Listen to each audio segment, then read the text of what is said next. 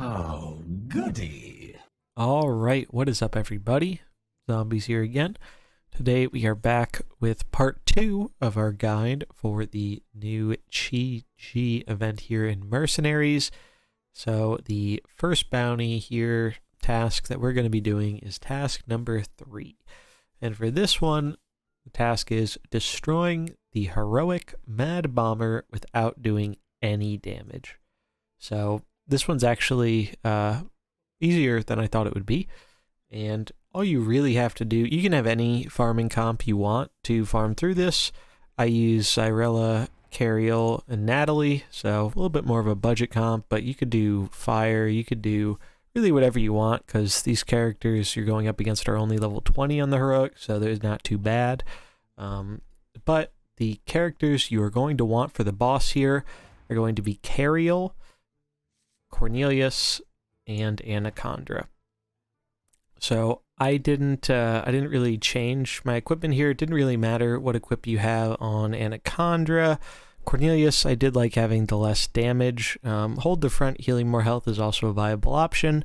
And then Cariel, I liked doing this one, but it didn't really matter. Basically, the whole thing with it is you're just going to be healing up your whole team over and over and over again.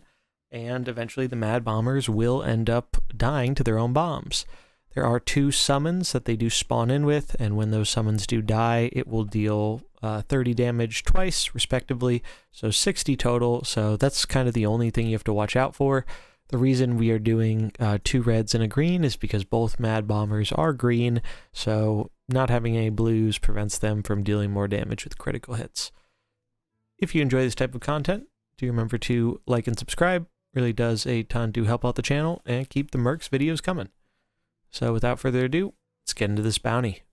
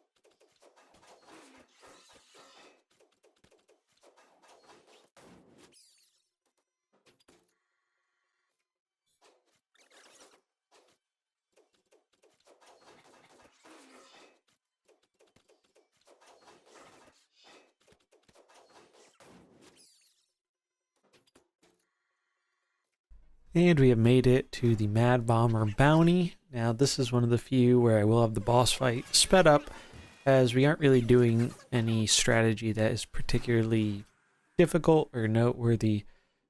Basically, for this fight, we have to just keep healing. The Mad Bombers will deal with themselves. The only scary thing is those 2 big spawns in the middle will each deal 30 damage when they die. So you do want to have yourself decently healed up above 60 health for when those are about to go off. As we can see, I'm rocking the Cariel, Cornelius, and Anacondra. Main reason for that is because none of them take any crit damage from these guys, and they all have good healing abilities, so obviously we're not trying to do any damage, because that would not get us the bounty. So we are just going to keep healing up, pretty much just target whatever unit is the most damaged, is kind of how I did it. And eventually, these Mad Bombers will end up killing those 2 in the middle and end up dying themselves. So this was definitely one of the easier ones in my opinion. It's not too bad overall, but it does take a little bit for them to actually end up doing enough damage. Alright, so we got 1 Mad Bomber down, and this last one is at, 50 health? Yeah. So shouldn't take too long, but I did speed it up because obviously our strategy isn't changing at all from turn to turn. So we'll go through it nice and quick here. And unfortunately, it does take like longer than I thought it would for the bomber to actually get himself gone here, but that's pretty much just RNG for you. So it might be faster for you, it might be longer for you. All depends on how the bomber rolls end up going. But as long as you have some good healing and try and avoid bringing blues if you can, you should have no problem taking this out and completing the bounty.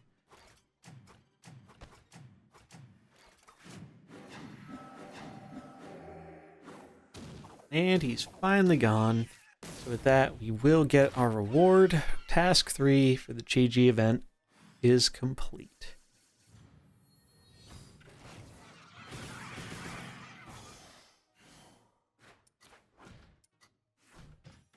And we'll snag that real quick. Alrighty, so for task number 4, we have to complete the heroic Anointed Blades bounty only using caster mercenaries. So before we get into the comp here, one important thing to note, at the time of recording this, there is currently a bug with this task, so you very much want to make sure as you're going through the bounty, you do not pick up any of the caster or any of the other coins that you can grab. The boons, I guess is what they're called, that give you those special buffs. And I've heard that the potato that you can get during the mystery node also can mess with this as well as you want to make sure Tamsin does not have last rites on, as if she dies and it summons that neutral 25-25, I believe you will not get credit for the bounty, so that is worth noting.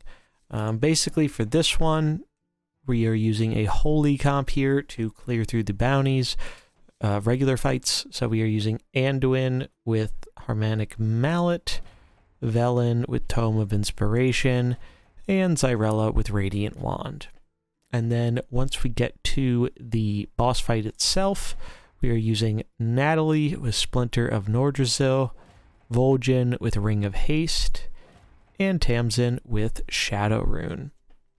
So my biggest tip for this boss, it might take more than one attempt sometimes, but the best thing you can do is just when you're going through, if you ever get a treasure that makes it so crits do not crit a specific unit, make sure you take that one, as this fight is 3 very big greens, so that is kind of what makes it more of a challenge, having to go up with only a team of casters against it. Other than that, I don't think it's too hard a bounty, but it's certainly an interesting challenge to say the least. We're going to get into it. Let's see how this comp does.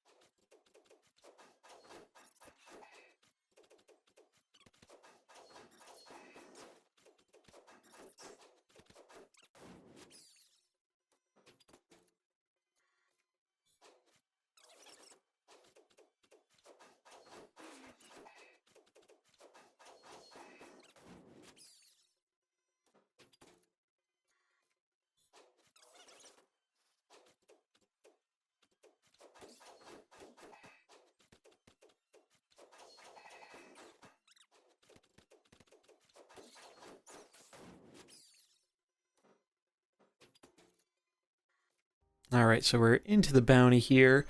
Now you do want to open with your shadow units. I was fortunate enough to get no crit damage on my Vol'jin, which is really nice. That came in pretty clutch. But this first turn, basically decide don't go for Anathema, we'll just go for a Shadow Beam. We want to get as much damage with the AoE with Anathema by pairing it up with Vol'jin as we can, as well as Tamsin. So I highly recommend just focusing the first unit, or not the first, but the middle unit, as he has the most health, and I think is generally the most threatening, as he scales up more than the other two. So as you can see there, we only took 25 instead of 50, which is pretty big. And then only 14 instead of 28. So it was very, very helpful. Definitely recommend going for that if you can. But we end up just buffing up our shadow damage, giving them more shadow weakness, and going for the big AoE. Again, Vol'jin sticks around longer than he normally would have. Unfortunately, we do get 2 of our shadow units cleared here, but they did their job. They got quite a lot of damage down. And so now we're just going to drop down our Anduin and our Velen, see if we can clean things up with a Holy Nova. We'll get our Nova off. We can do just checking their abilities here, I think. Yep, we want to slow them so they just can't get off big attack, because as you can see, they're really big now, especially the middle boss. But he ends up focusing the Vol'jin, which is actually fantastic for us. So definitely recommend, if you're having trouble with this, just keep rolling until you get the anti-crit on 1 or 2 of your units, and it should make it a lot easier. So we do have our last unit here, Zyrella, and we can just pick off these 2, and that will be bounty number 4 complete. Almost halfway there through the Chi-Ji event already.